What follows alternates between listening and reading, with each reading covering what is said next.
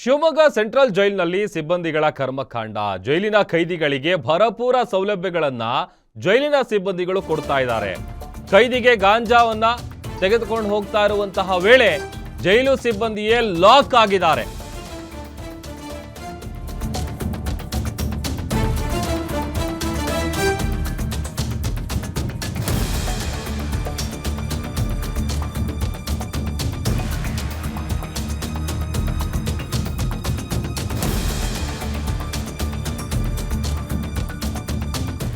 ಖೈದಿಗಳಿಗೆ ಗಾಂಜಾ ತೆಗೆದುಕೊಂಡು ಹೋಗುವಂತಹ ಸಂದರ್ಭದಲ್ಲಿ ಜೈಲು ಸಿಬ್ಬಂದಿಯೇ ಲಾಕ್ ಆಗಿದ್ದಾರೆ. ಒಳ ಉಡುಪಿನಲ್ಲಿ ಗಾಂಜಾ ಇಟ್ಟು ತಗೊಂಡು ಹೋಗ್ತಾ ಇದ್ದ ಜೈಲಿನ ಎಸ್ಡಿಎ ಲಾಕ್ ಆಗಿದ್ದಾನೆ. ರಾಜ್ಯ ಕೈಗಾರಿಕಾ ಭದ್ರತಾ ಪಡೆಯ ಸಿಬ್ಬಂದಿಯನ್ನ ತಪಾಸಣೆ ಮಾಡಿದಂತಹ ವೇಳೆ ಈ ಕೃತ್ಯ ಬೆಳಕಿಗೆ ಬಂದಿದೆ. ಖೈದಿಗಳಿಗೆ ಗಾಂಜಾ ಸಪ್ಲೈ ಮಾಡ್ತಾ ಇದ್ದ ಜೈಲಿನ ಎಸ್ಡಿಎ ಸಾತ್ವಿಕ್ ಒಳ ಉಡುಪಿನಲ್ಲಿ ಇನ್ನರ್ ವೇರ್ನಲ್ಲಿ ಆತ ಗಾಂಜಾ ಪ್ಯಾಕ್ ಏನಿರುತ್ತೆ ಆ ಪ್ಯಾಕೆಟ್ ಅನ್ನ ಇಟ್ಕೊಂಡು ಹೋಗ್ತಾ ಇದ್ದ ಸಾತ್ವಿಕ್ ಗಾಂಜಾ ಪೂರೈಕೆಗೆ ಪ್ರತಿನಿತ್ಯ ಹೊಸ ದಾರಿಯನ್ನ ಖದೀಮರು ಹುಡುಕ್ತಾ ಇದ್ದಾರೆ. ಜೈಲಿನ ಕ್ಯಾಂಟೀನ್ಗೆ ಬಂದ ಈ ಬಾಳೆಗೊನೆ ಏನಿರುತ್ತೆ ಅದರಲ್ಲೂ ಕೂಡ ಗಾಂಜಾ ಸಿಗರೇಟ್ ಇರುತ್ತೆ. ಯಾಕಂತಂದ್ರೆ ಒಂದ್ಸಲ ಯೂಸ್ ಮಾಡಿದಂತಹ ಟ್ರಿಕ್ ಮತ್ತೆ ಯೂಸ್ ಮಾಡಲ್ಲ. ಕಾರಣ ಯಾರಿಗೂ ಡೌಟ್ ಬರಬಾರದು. 170 ಗ್ರಾಂ ಗಾಂಜಾವನ್ನ ವಶಕ್ಕೆ ಪಡೆದಿದ್ದಾರೆ ಸದ್ಯ ಕೈಗಾರಿಕಾ ಭದ್ರತಾ ಪಡೆಯ ಪೊಲೀಸರು. ಶಿವಮೊಗ್ಗದ ತುಂಗಾನಗರ ಠಾಣೆಯಲ್ಲಿ ಈ ವಿಚಾರಕ್ಕೆ ಸಂಬಂಧಪಟ್ಟಂತೆ ಪ್ರಕರಣ ದಾಖಲಾಗಿದೆ.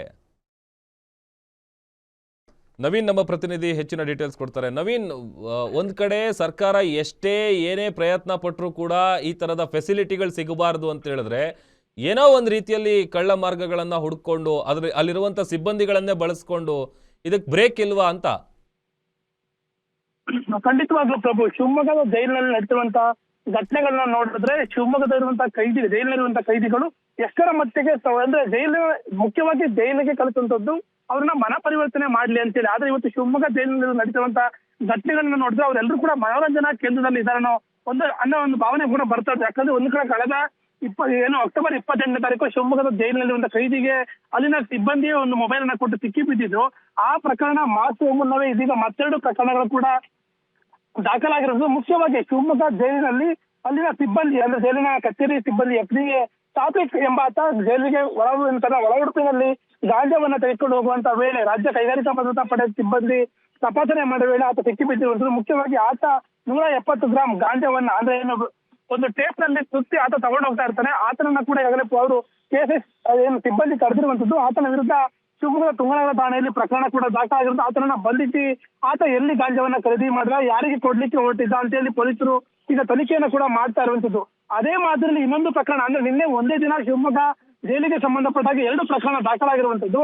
ಇನ್ನೊಂದು ಪ್ರಕರಣದಲ್ಲಿ ಜೈಲಿನ ಕ್ಯಾಂಟೀನ್ಗೆ ಅಂತ ಹೇಳಿ ಸಪ್ಲೈ ಮಾಡಿದಂತ 4 ಬಾಳೆಗೊನೆಗಳನ್ನ ಇದೇ ಕೈಗಾರಿಕಾ ಭದ್ರತಾ ಪಡೆಯ ಸಿಬ್ಬಂದಿ ತಪಾಸಣೆ ಮಾಡುವಂತ ವೇಳೆ ಆ 4 ಗೊನೆಗಳಲ್ಲಿ ಸರಿಸುಮಾರು 123 ಗ್ರಾಂ ಗಾಂಜಾ ಮತ್ತೆ 40 ಸಿಗರೇಟ್ ಕೂಡ ಪತ್ತೆ ಆಗಿರುವಂತದ್ದು. ಅಂದ್ರೆ ಆಟೋ ಚಾಲಕ ತಂದು ಗೇಟಿನ ಮುಂಭಾಗ ಕ್ಯಾಂಟೀನ್ಗೆ ಸಪ್ಲೈ ಮಾಡಕ್ಕೆ ತಂದಿದ್ದಾರೆ. ಅದು ಅವರಿಗೆ ಕೊಡಿ ಅಂತೇಳಿ ಗೇಟ್ ಮುಂಭಾಗದಲ್ಲಿ ಆ ಒಂದು ಗೊನೆಗಳನ್ನ ಇಳಿಸಿ ಹೋಗ್ತಾರೆ. ಹಂತದಲ್ಲಿ ಕೈಗಾರಿಕಾ ಭದ್ರತಾ ಪಡೆ ಸಿಬ್ಬಂದಿ ತೀವ್ರವಾಗಿ ತಪಾಸಣೆ ಮಾಡಿದ ಸಂದರ್ಭದಲ್ಲಿ ಬಾಳೆಗೊನೆಯ ಮಧ್ಯಭಾಗದಲ್ಲಿ ದಿಂಡು ಬರುತ್ತೆ.